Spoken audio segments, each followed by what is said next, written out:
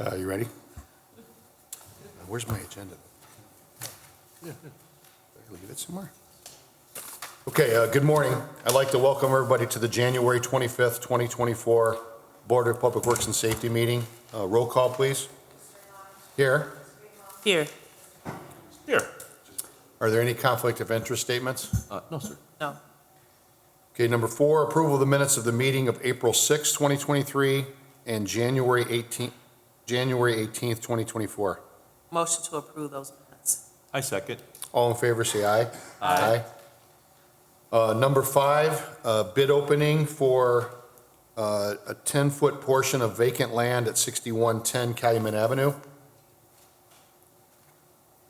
There are no bid openings. However, we did receive a letter from the adjacent property owner. Refer that to corporate counsel. I second. All in favor, say aye. Aye. Number 6, matters from other department heads or their representatives. You? Yeah. What's up? Okay. Apparently not. We'll move on to number 7, correspondence. Letter A, correspondence received from William Short, Chief of Police, requesting the approval of the resignation of Officer Ashura Ware, effective the close of business on January 16th, 2024. Motion to approve Chief Short's request. I second. All in favor, say aye. Aye. Letter B, correspondence received from Gene Gunter Petticord, requesting the approval for the annual Garage Mahal event on Saturday, May 18th, 2024, and Sunday, May 19th, 2024, from 9 a.m. to 4 p.m. from the Robertsdale neighborhood and various locations in the city of Hammond, in the city of Whiting and Hammond, sorry. Yeah. Motion to approve this correspondence as submitted. I second. All in favor, say aye. Aye. Matters from board members, either one of you? Nope. You look very vivacious today, by Thank the you, way. sir. Thank you. I Welcome. try. You're welcome. Natural. Moving on to number 9, new business. Letter A, request for a late rental registration hearing.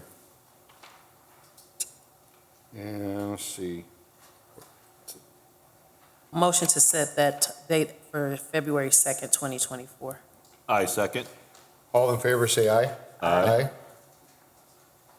Letter B, right-of-way received from engineering submitted for approval. Jonathan? Good morning. Good morning.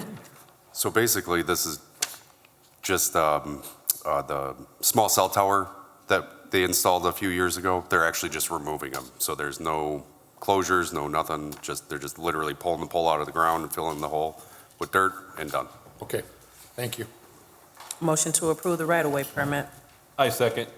All in favor, say aye. Aye. Number 10, old business. Letter A, status 1463 Indianapolis. As I reported last time, the property was in the process of being sold.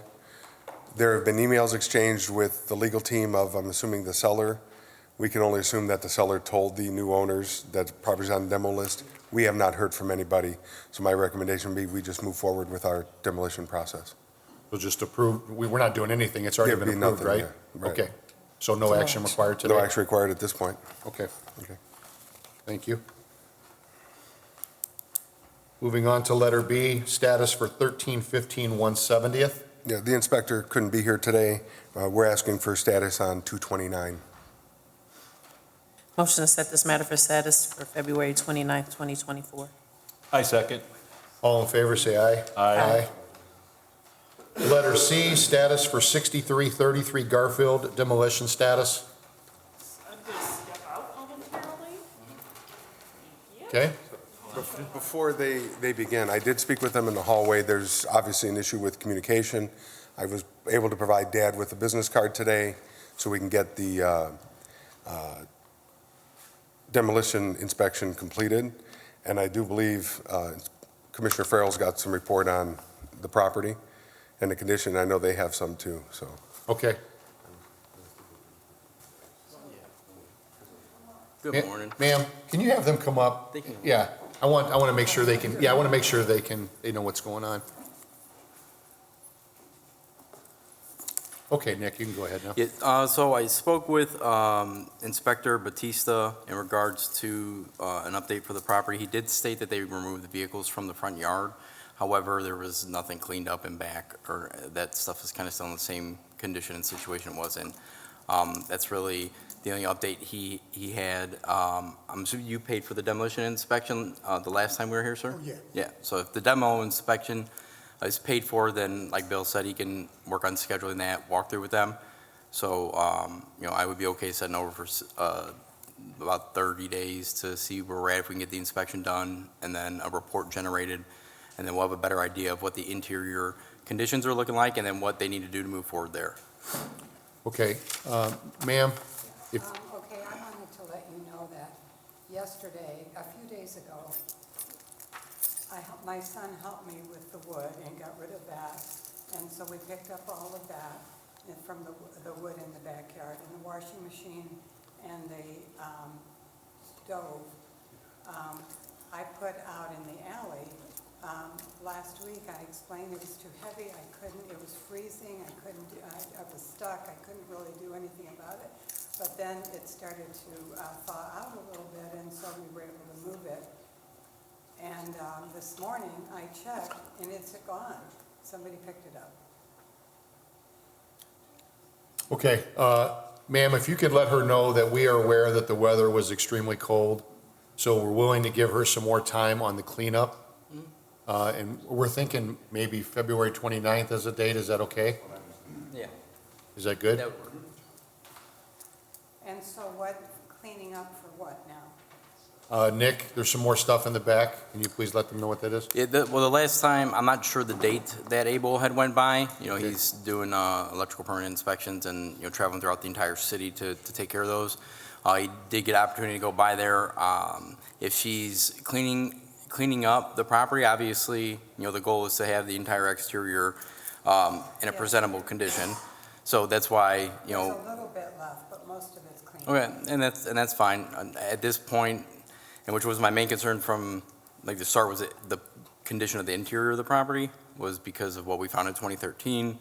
And then permits were consistently pulled by various contractors up to and including the owner that's listed, and there's no inspections on any of that work. And I don't think any of the work was done. So by 2/29, we'll be able to do the inspection? Yeah, Bill should have a report prepared, so we'll Okay. know the condition of the interior, and then, what path that's always my main concern, is that they have a safe place to live. Okay, Especially if they're residing there as their primary residence. The outside is something that needs to be addressed. It continued to pull our attention to the property by the number of complaints we're getting.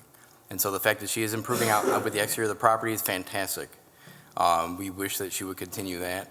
In the meantime, we can start, if they can schedule that inspection with Bill, so we can get out there, do a walkthrough, and he'll provide an assessment of the interior conditions, and then we can go from there. does she have any questions, ma'am?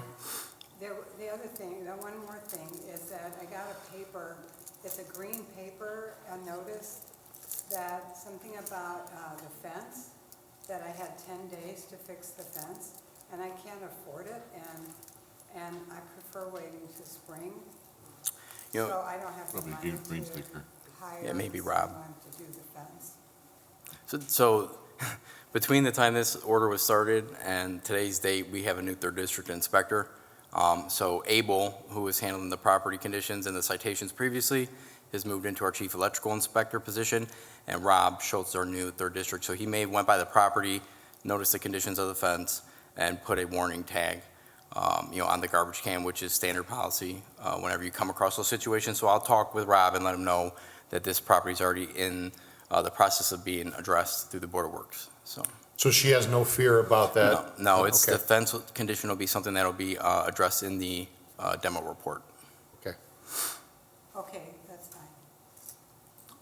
And the garage too, I have junk I stored things in the garage for things to be fixed in the house, but we haven't been able to, so that's been left there too. So now we're, so now we're trying to get rid of the junk, and I know by summertime, yeah, in the spring, by summertime, I should be finished with all of that. Yeah, the garage condition will also be included in the demo inspection report. So Bill does a complete assessment of the property. And then so he'll list, it's basically like a bullet point, like, these are the items that would need to be addressed in order to have it removed from the order to repair, that's why it's order to repair or demolish, is because we obviously want to work with homeowners to repair them, bring them into current code requirements. But due to the length of time that the property has lapsed from when it was marked uninhabitable in 2013, that was my biggest concern, is the permits that were pulled do not account for interior work, aside from an electrical contractor, but I reached out to him and he explained to me that he did not perform the electrical work. Okay. So ma'am, if you could tell her we would like her to be back on February 29th at 9 a.m. And in the meantime, continue to make cleanup as much as possible around the house, and we'll have a home inspection by then completed. Yeah, if they can schedule that with Bill today, that'd be great.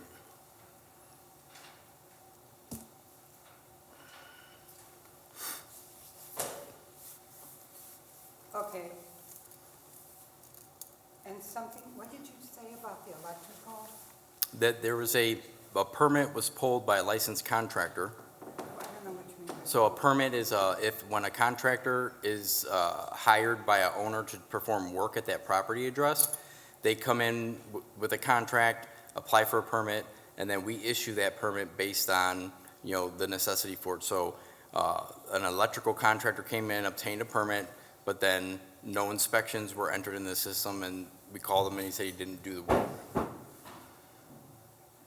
Sometimes it happens where they'll pull permits and they don't have, there's a financial issue arises where they have to delay the project, and it would appear this was delayed inevitably. Okay, just give it a second, make sure she understands that. Mm-hmm. Oh, I didn't know that. I Yeah. thought that the electrical was fine in the house. I didn't know anything about that. Well, we'll know after this Yeah. inspection, Yep. correct? So, After yes. Bill does his Yes. inspection, everything will be listed. Okay, We're all good to go. Okay, and ma'am, she can be here on February 29th at 9 a.m.? Yes. Okay, thank you very much. All right. Thank you. Motion to set the matter for status for February 29th, 2024. I second. All in favor, say aye. Aye. Can someone let council know that she can come back in? Okay, the meeting is now open to the public. Would anybody like to speak? Good morning. Bob Markovich, 1821 Davis Avenue. I'm here about the resident-only signs that were taken down. And like I talked to Jeff earlier, the signs were put up 35 years ago by ordinance. And somebody called in on March 7th from 1837 Davis Avenue. And what is happening, everybody from Illinois is moving into Indiana. They still had Illinois plates and they got ticketed. So they called in and says, well, take the resident-only signs down because of the school. These signs were not put up because of the school.